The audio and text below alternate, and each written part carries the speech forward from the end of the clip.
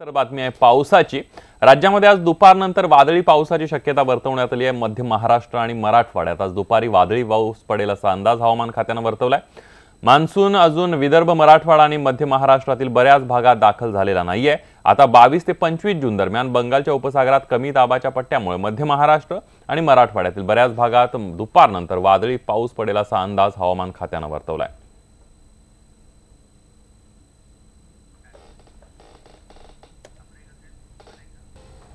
पंढरपूरच्या आषाढी महापूजेचा कालावधी यावेळेला किमान अर्ध्या तासाने कमी करण्यात येणार आहे। त्यासाठी मुख्यमंत्र्यांच्या महापूजेआधी होणारी विठ्ठल रुक्मिणीची स्वतंत्र पूजा एकाच वेळी घेतली जाणार आहे, जेणेकरून वारकऱ्यांना दर्शनासाठी ताटकळत बसावं लागणार नाहीये। पुण्याचे विभागीय आयुक्त दीपक म्हैसेकर यांनी न्यूज 18 लोकमतला ही माहिती दिली आहे।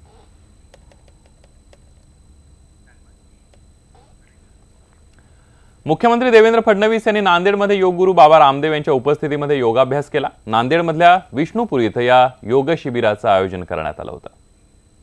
अभ्यास है जॉगिंग का और हमारे मुख्यमंत्री जी पूरे जोर से लगे दूसरी तरफ बच जाए। अब इसको हमारे मुख्यमंत्री जी कर ले तो ठीक है। ये तो बहुत अच्छा किया।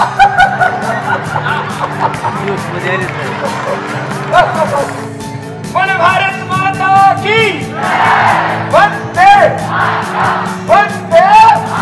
ये दूसरा हो गया। अब तीसरे में दोनों हाथ ऐसे रखते हैं उनके पुण्य पुरुषार्थ के लिए। तो ये तीसरा अभ्यास है। जो जवान बेटे बेटियां वो पूरे बैठ सकते हैं, पूरे उठ सकते हैं। आप इतना मत करना ऐसे। ये जवान बेटे बेटियों से मैंने बोला वो फ्री स्टाइल से कर सकते हैं।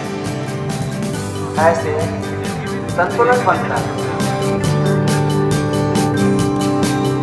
कर दिया, प्रयास किया, प्रयास करना चाहिए सबके लिए। ये अर्ध उष्टासन, फिर पूरा उष्टासन भी कराएंगे। थोड़ा सा झुक गए जितना हो। रोग मुक्त, तनाव मुक्त, हिंसा मुक्त,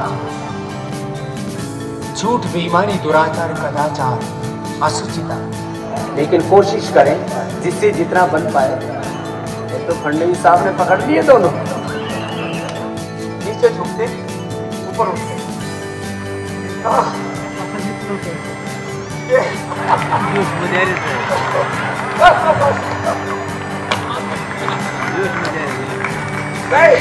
एक बार मुख्यमंत्री जी के लिए जोरदार ताली बजाना। बहुत अच्छा किया।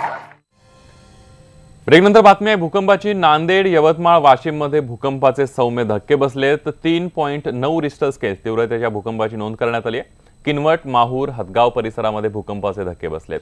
नांदेड जिल्ह्यातल्या हिमायतनगर, हदगाव, अर्धापूर, माहूर, किनवट तालुक्यातील अनेक तालुक्यांमध्ये अनेक भागांमध्ये भूकंपाचे सौम्य धक्के बसलेत।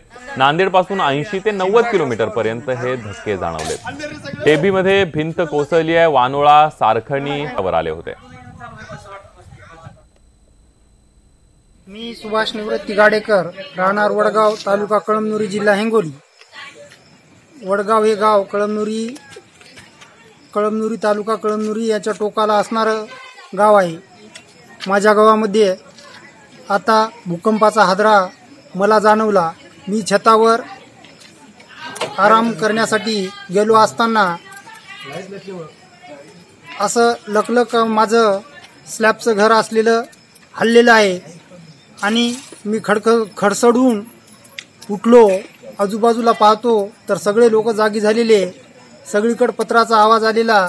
अशा पद्धतीचा भूकंपाचा हादरा मला माझ्या छतावर असताना जाणवला आहे। घरातले भांडे वगैरे पडले आणि पूर्ण असा पायाखालून जमीन हलल्यासारखी झाली। आम्ही लगेच भांडे पडल्याबरोबर बाहेर निघलो आणि असं वाटलं की बा जागा काऊन हलायली। त्याच्यामुळे आम्ही लगेच बाहेर आलो तर पाहतो तर लगेच चर्चाच चालू झाली की भांडे पडायले वा घरातून।